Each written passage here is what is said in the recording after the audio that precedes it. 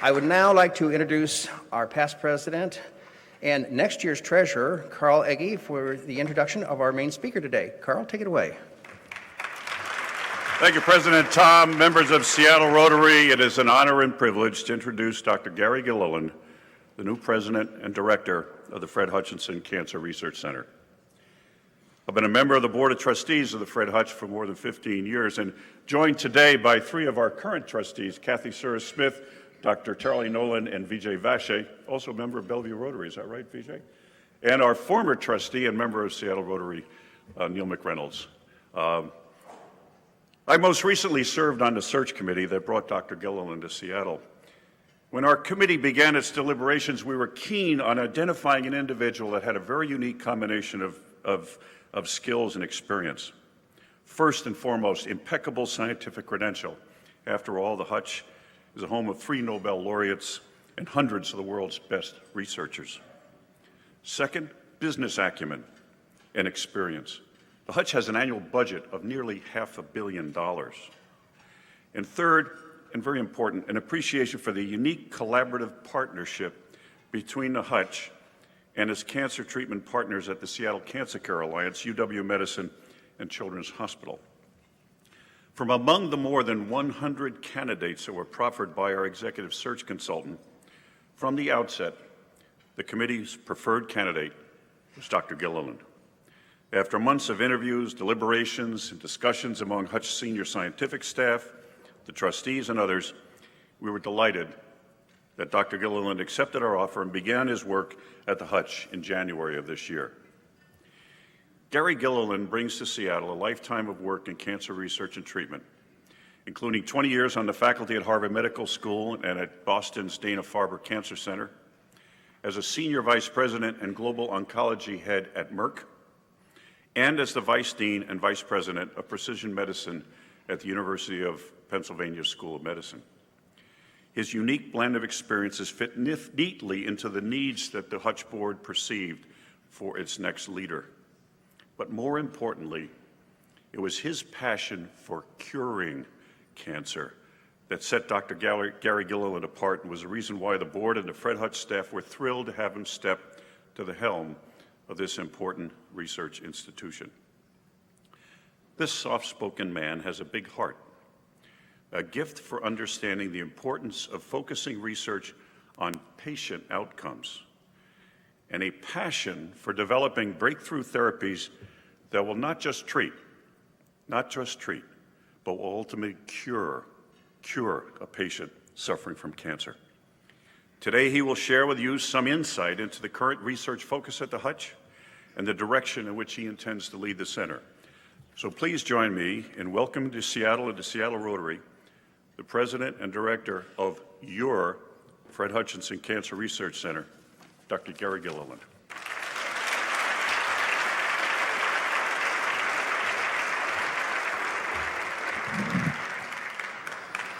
Well, thank you very much, Carl and Tom, for that kind introduction.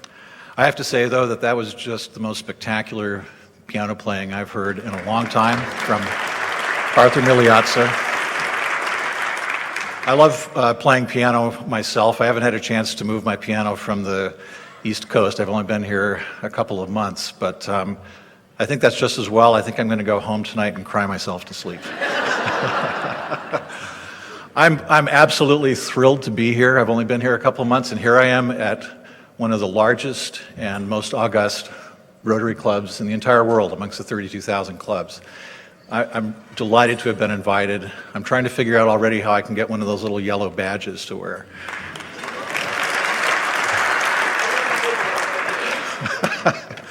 Thanks, Tom.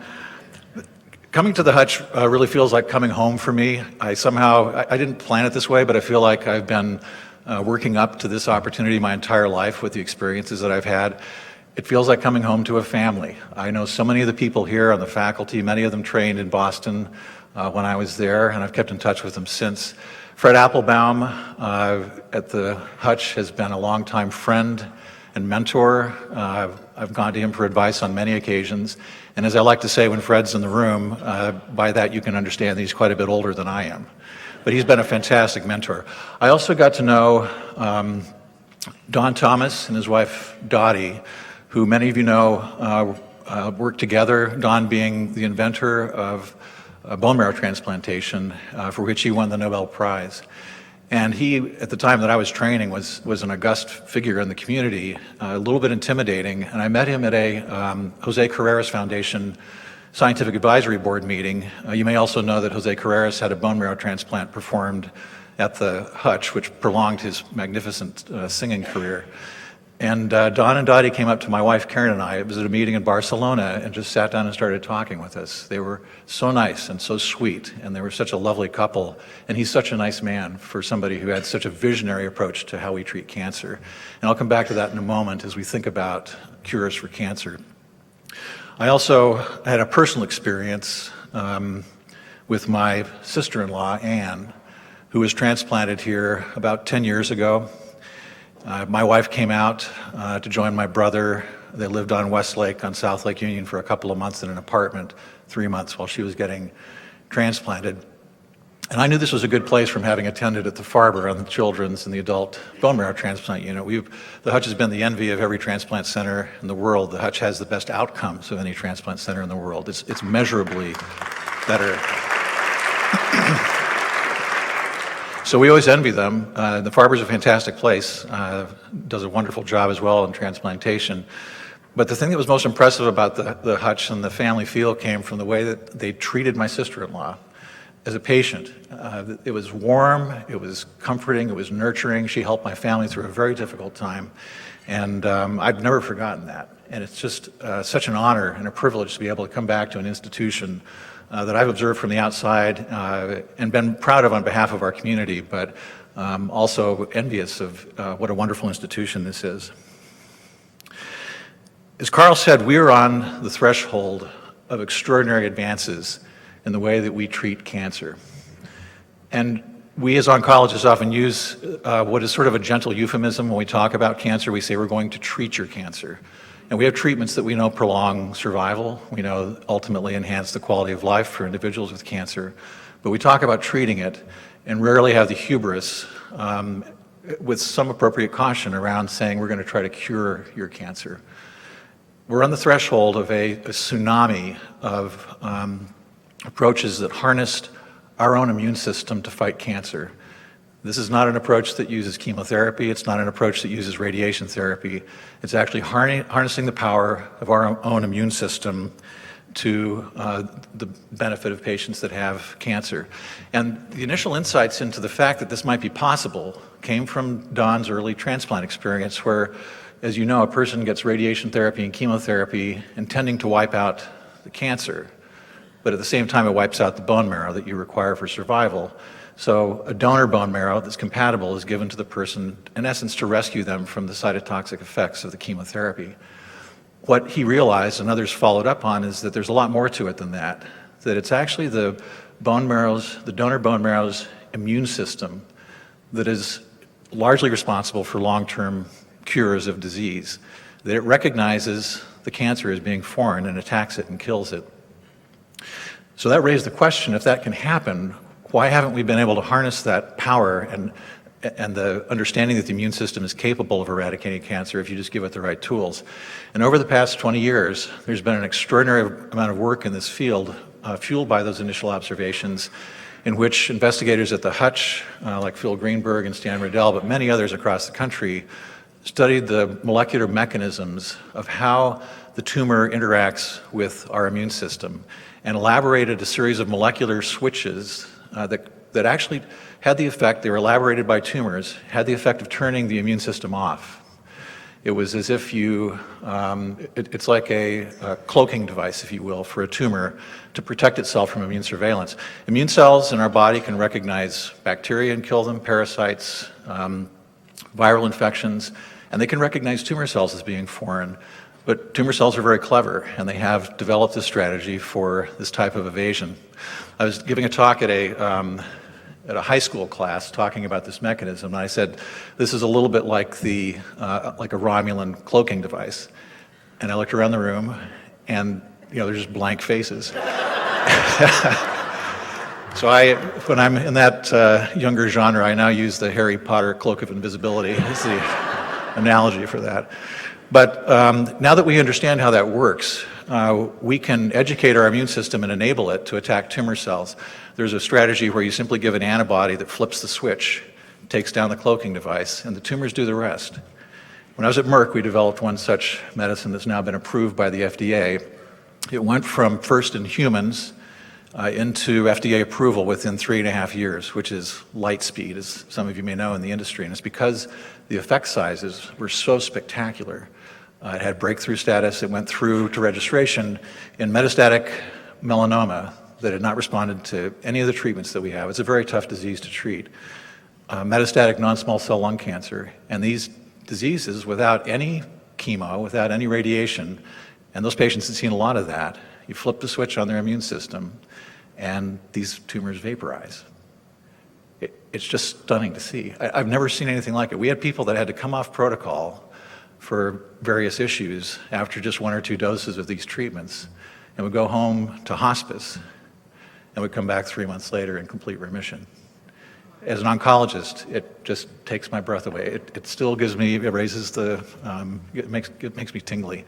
So we have a tremendous opportunity. The work at the Hutch also did something that I'll talk about some of our business development strategies in a moment, but they took a strategy where they would take our immune cells out of our body, a cancer patient's body, and reprogram them, use genetic strategies to teach the cell how to recognize the tumors. Now, these immune cells have all the ammunition they need to kill a tumor cell. The problem is they can't find the tumor cell.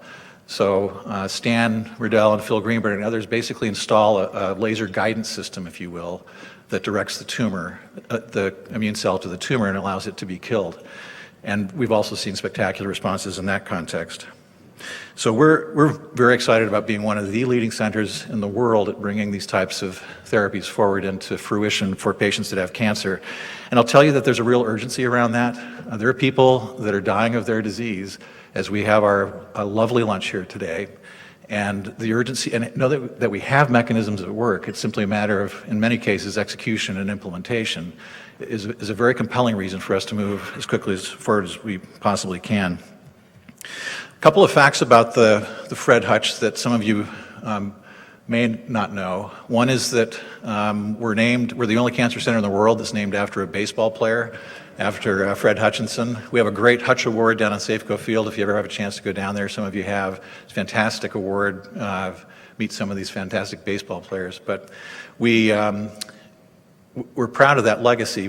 Fred died of cancer at a young age, and his brother Bill, who is a physician, set up the Fred Hutchinson Cancer Research Institute.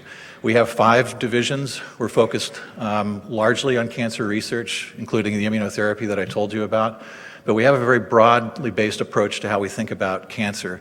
We have a spectacular group of investigators that study viruses with the understanding that viruses contribute to the development of about 25% of cancers, cervical cancer, for example, and head and neck cancer.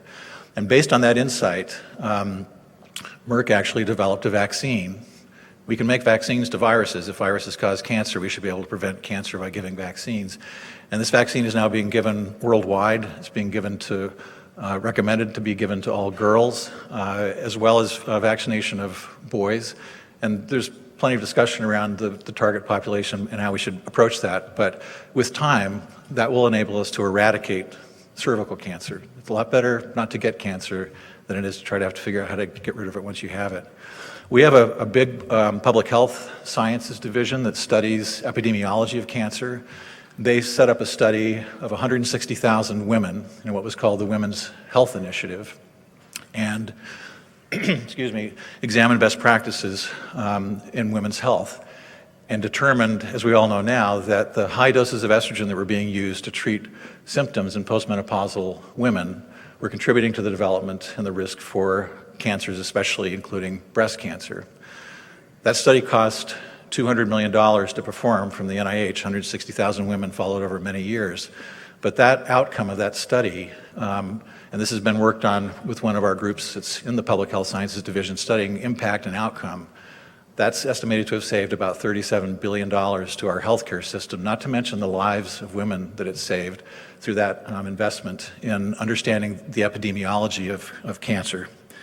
We have a burgeoning global presence in cancer. We have a site in Uganda that's going to be opened in May, where we're trying to address the sad fact that most children in the United States and adults that develop Burkitt lymphoma, which is a type of lymphoma that we can treat to cure in about 90% of patients here in the United States. The outcomes, of course, are dismal in Africa, where this disease is endemic. So we're trying to make a difference in that context and try to think about ways that we can make a sustainable effort towards that end. We have a wonderful partnership with the SCCA, the Seattle Cancer Care Alliance, where our patients are treated and where our physicians practice medicine. And it's a wonderful campus where everybody's together and can work collaboratively, and physician scientists can walk across the street from where their laboratories are to where patients are being treated at the SCCA. One of the things that I'd like to highlight is that I think the Hutch, viewing it from where I sit coming in from the outside, has been relatively modest about their accomplishments. There's a certain amount of, and I think that's appropriate in academic settings. It's not about getting out there and beating your chest and saying how great you are, but I don't think we have the national and international recognition, and maybe even the local recognition around the extraordinary things that are happening. And I can brag about it because I've just been here a couple of months, but that's what this place is like. It's unbelievable to see the things that are going on and the good spirit amongst the people that are working together. I'll also say that we have challenges. As you all know, most of our funding currently comes from the National Institutes of Health. It's a peer review funding mechanism. We're one of the best centers in the country at generating resources. We have about $100 million a year towards the $500 million a year budget that Carl spoke of that comes from the NIH, and again, that's amongst the nation's leaders. However, there are fiscal constraints at the NIH. The budget's not been increased in quite some time, and functionally with inflation and increased cost of goods, et cetera, we have a decline year on year of several percent against the actual dollars that we can spend for research at a time when we've got treatments that can cure patients. So we find that to be challenging and somewhat frustrating, not to mention the process that it takes to get an NIH grant funded, which often is 12 to 18 months. The grant comes in, it goes back out, and out of $100 million that we bring in, those are increments of $250,000 per year per grant per investigator. So it takes a lot of effort to build up even that war chest for treating cancer. So we're beginning to look with more fervent approaches to how we can let people know about our message and to identify donors and philanthropists that understand the urgency and are willing and able to help us try to move these efforts forward as quickly as we can. We have some of our crack development team here today at our Hutch table who have done a terrific job. We had a highest ever fundraising effort this year of now north of $50 million, including $8.8 million that came from the Hutch Gala last December. And it has a huge incremental benefit. You know, $50,000 to support a postdoctoral fellow for a year to work on an innovative project can make a huge difference. So we're delighted by that. We do think that we have additional opportunities. And I'll also say that we're looking over our shoulders very carefully at what's happening in Portland, where my good friend Brian Drucker, who's the Cancer Center Director at Oregon Health Sciences University, has a matching gift from Phil Knight of Nike of $500 million, and Brian's just about got the match. He's up to about $1 billion. They're aiming to recruit 300 cancer investigators into Portland. So, and it's not that that's competition, that's a good thing. We're happy about that. And maybe they will attract some of our investigators to consider that kind of a transition. But I think it tells you where the bar is in terms of where centers are trying to move against this backdrop of understanding that there's a transformation in place in the way that we're treating cancer. Now, Brian's at OHSU, they have $15 million compared to our $100 million in NIH support. So they've got a lot of build to do, and that'll take some time. But we're certainly paying attention to that and opportunities that we might realize within the greater Seattle area. The last approach that we're taking, and this helps with my experience from Merck coming in from the pharma optics or lens, is that we have tremendous opportunities for business development that many of you in the room will appreciate and may be able to help us with, which is that we have intellectual property that we developed. How do you teach a cell to, how do you put a laser-guided target into a T cell and teach it how to find a tumor and kill it? That's not trivial stuff. Conceptually, it's quite straightforward, but technically it's very challenging. And we spun out 14 companies over the last 10 years. Seattle Genetics, Immunex, and currently Juno, Juno Therapeutics, that's focused on this T-cell genetic engineering strategy.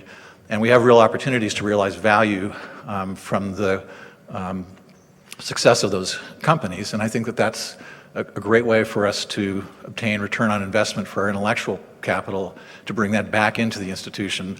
We're a 501c3, not to make money, to invest at a time when we most need to have investment towards helping patients with cancer. So we're very excited about that. We're trying to make sure that we do everything that we can to move this field forward as quickly as we can.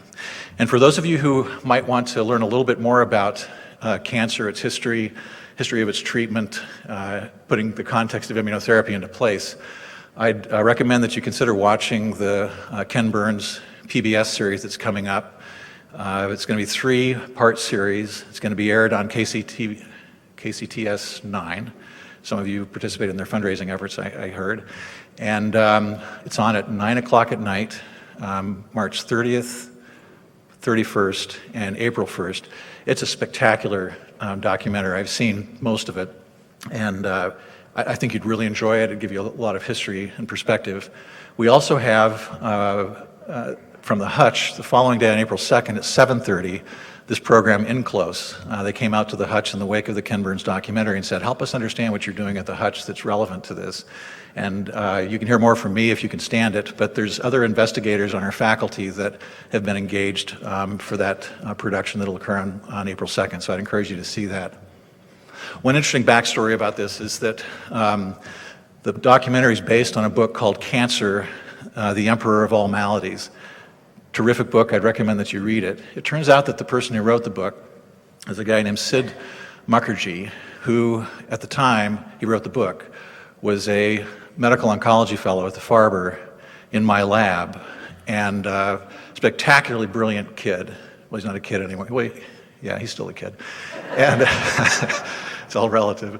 And Rhodes Scholar, absolutely brilliant physician scientist. And he said, came in one day and said, I'm writing a book on cancer. And I'm like, Sid, I don't know if this is, adult attention deficit disorder. You can't focus on your papers, your experiments. It's like, Sid, you gotta, you're not gonna build, and everybody's written a book about cancer. And I didn't say it, but in retrospect, I think my perspective was like, Sid, seriously, you're gonna win a Pulitzer Prize and have a Ken Burns documentary made about your book? I don't think so. So every time I see Sid, and he's in the documentaries you might expect, he reminds me of that. But it is terrific, and I think it's also, you get a sense when you look at this that the vigor and the intelligence and the motivation, the perseverance of people like Sid that care so much about cancer. And we have a cadre of investigators at the Hutch that's doing everything that they can.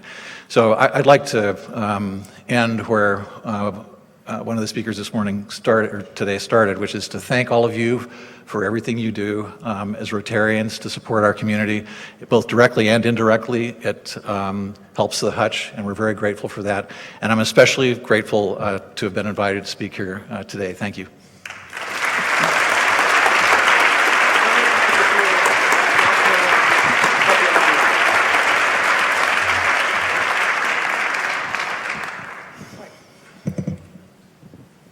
Because we have questions today.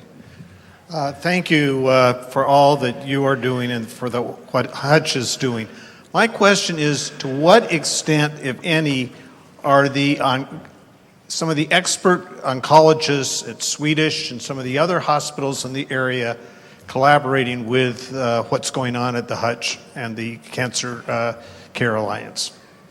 I think that's a terrific point. We have a lot of expertise in the city in treating cancer, and our intent at the Hutch is to work collaboratively together toward a better common good. We have a very strong relationship with the University of Washington, with Children's Hospital, and with investigators at Swedish that participate, for example, in some of our multi-center grants for ovarian cancer and other types of cancers. So we think that there's a real opportunity there for us to build as a community in Seattle.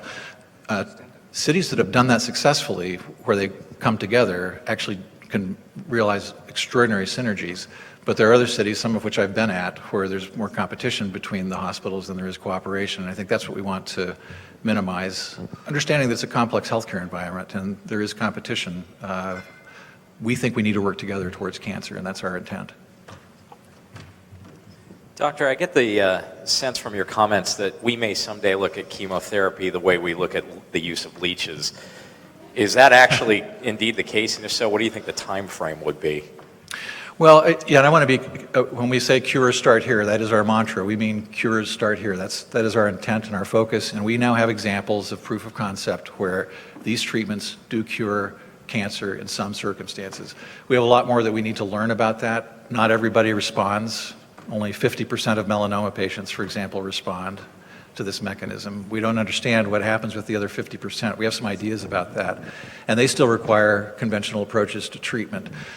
I think it's likely that chemotherapy is with us for some time because it also has potential beneficial effects with this mechanism that when you give chemotherapy, tumor cells will lyse and they'll release their contents that have foreign proteins that shouldn't be there.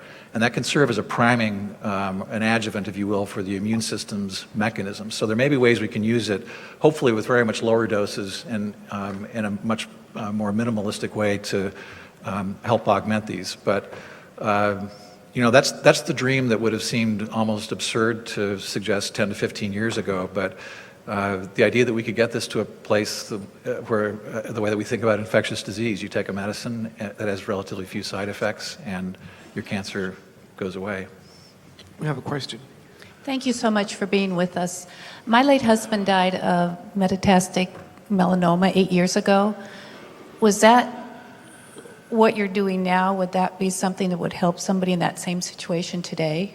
Yes, first I'm very sorry to hear that. It's such a, as you know better than anyone in this room, that's such a terrible, terrible disease. And 8 years ago we had 2 treatments. Actually, they're not FDA approved, but they're the only treatments we had, which were treatment with interferon, which is a very difficult medicine to tolerate, and also with an alkylating agent, a chemotherapy called DTIC, which only had a 5 to 10% long-term response rate. So we did very poorly in treating metastatic melanoma. Today, we not only have the immunotherapeutic approaches, but we also have medicines that target the melanoma cell itself with these mutations that we've identified. And pharmaceutical companies have pursued that. So we have combinations that we can think about using. And I think that I only wish that he had been here to realize that benefit. Well, thank you so much. And I'd like to put in a good word for my buddy Ross Prentice. Okay, At good. Hutch. Point taken. Ross is terrific. He's been such a contributor to our institution. Thank you, Doctor. I just have one question. Is the FDA keeping up with the sort of research that you're doing to expedite the procedures that you're coming out with? That's a great question about the role of the FDA. And in the past, they had been appropriately cautious about new drug approval, especially in the context of where if you're making a new statin to lower cholesterol, you want to make sure that it's not only better than the other drugs that are out there, but it's extremely safe because of the number of people that will be treated. So I think they've done a good job in trying to be as safe as they can in approaching our population. There is a more dire and urgent need in cancer, and it's placed against the backdrop of oftentimes fatal metastatic disease. And I would say the FDA has done a tremendous job about helping shift the field in the right direction. They approved 14 new oncology drugs just last year, including the Merck drug, and they have what's referred to as breakthrough status. So if we walk into the FDA from Merck and say, we just treated 20 patients with melanoma, which is not many when you consider that many cardiovascular drugs have 30,000 patient trials. We treated 20 patients and 10 of them have a complete response. That's never been seen before. And your point about that is that 5% is pretty good in 6 months. And these are 50% of patients that look like they're cured of their disease. They pay attention to that and they will designate breakthrough and say, we're going to try to get this registered. And that's why it went so fast, is that they've actually been very supportive of bringing medicines that have truly quantal changes. It's also against a backdrop in chemotherapy world where drugs are approved based on incremental benefit. They're expensive, they often have side effects, and I think that's where the FDA had some challenges because you'd have to do huge trials to get a drug approved for only a small difference in the overall survival benefit. When you have medicines like the ones that we're talking about, these immunotherapies that are curing people that have modest side effects, they're very supportive of that, and I've been heartened by that, and I think there's going to be more of that to come in the future. Doctor, it seems like knowing the genetic makeup of cancers, specifically breast cancers, have led to real breakthroughs.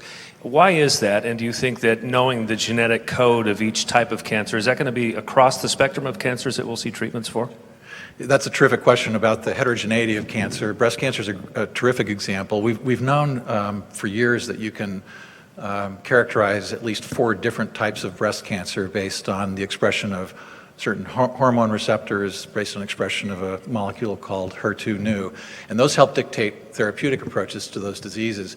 When we've gone in and done what will probably happen to any of us who want it within the next 3 to 5 years and do complete genome sequencing of all 3 billion base pairs of DNA in a cancer cell, we're identifying that basically every one of our tumors has a unique genetic fingerprint. And that fingerprint can be used as a guidepost for us to determine what therapies will be best. That's where this whole concept of precision medicine comes into play, is that we can sequence the tumor and identify and characterize the heterogeneity and then use that to make clinically relevant decisions, which is great for patients because they know they have a higher likelihood of responding if they have a certain type of mutation. It's actually good for the patients that don't have the mutation because they won't be treated with something that's not going to work for them. And it's very important for our healthcare system and for our third-party payers that they're not paying for very expensive drugs that don't have a high likelihood of working. The other point that you raised, though, is it's not just about the tumors anymore. It's about understanding how host immunity contributes to the regression of tumors. Our host immune systems are all divergent and very different, and we can understand that by doing complete genome sequencing and try to pull out the different types of variation in our genome that predict host immune responsiveness. So that's coming. We're working very hard on that with our partners, including Swedish, who has a terrific program around this to move that forward.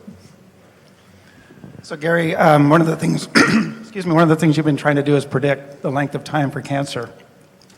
Predicting the length of time for your yellow badge is going to be very quick. There's a pre-approved application that I'm going to put on your chair over here.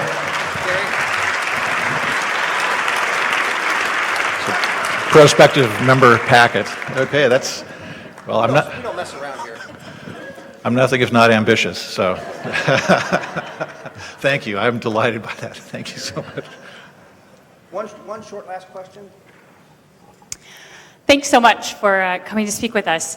I have a question in sort of a different area, and where the Hutch sees its future in terms of taking these very sophisticated treatments and making them accessible to the wide range of people who might need them. I mean, it's at the level of concierge, immunotherapy. It's taking a single individual's cells for themselves, so it's expensive. How do we make that accessible to all people? That's a really important question. I'd like to spend just a minute on it because the access to healthcare and healthcare technologies, even with Affordable Health Care Act, we're not providing that type of access in the United States, let alone worldwide. That's something we have to address. I had a really interesting conversation a couple weeks ago with Sue Desmond-Hellman, who's the CEO at the Gates. She was my intern on my team when I was a resident at UCSF years ago. And she said, we need to figure out a way to bring cancer care to be more affordable and to be more accessible within the United States. And I smiled and I said, well, Sue, you're largely responsible for many of the expensive drugs that are out there from when you were at Genentech. And she laughed and she said, yeah, that's true. I think she's trying to come back and revisit that. But her point she's great, but her point at the Gates, that what they're trying to do, not in cancer because they don't focus attention on that, is to understand best practices internationally and then think about how we bring those back into the United States. And one of our interests in establishing this outpost in Uganda is we're not going to cure cancer in Africa anytime soon as a single institution, but how do you give chemotherapy in that setting in a way that's safe and also effective? And the thing that's really cool about these immunotherapies is that we don't know, we were working on this when I was at Merck, we don't know how many doses you need in a person who's ultimately going to respond with a complete remission. But in some cases that are anecdotes, we know that it only takes 1 or 2 doses, as I mentioned. That provides a tremendous opportunity worldwide for a medicine that doesn't require blood product support, doesn't have toxic side effects, doesn't cause neutropenias, that we could administer those worldwide, provided we can figure out how to get the price point correct. But there are examples with hepatitis C that some of you may be aware of. We can cure hepatitis C with a pill. The pill is a small molecule. It costs pennies to generate, but Gilead charges $80 a pill in the United States. The total treatment cost for cure of hepatitis C is $80,000. That's a hugely cost-effective approach to keep people from developing cirrhosis, from needing liver transplantation. No question that $80,000 is a good deal. It's not a good deal in India, and they've cut a price point negotiation with the Indian government around getting their pills to individuals with hepatitis C in India, which is a huge endemic problem. So I'm cautious. I'm not naive. I worked at Merck, but I'm cautiously optimistic that we'll find a way to extrapolate this into the international community and maybe bring some of our practices there back into the United States. Okay, thanks.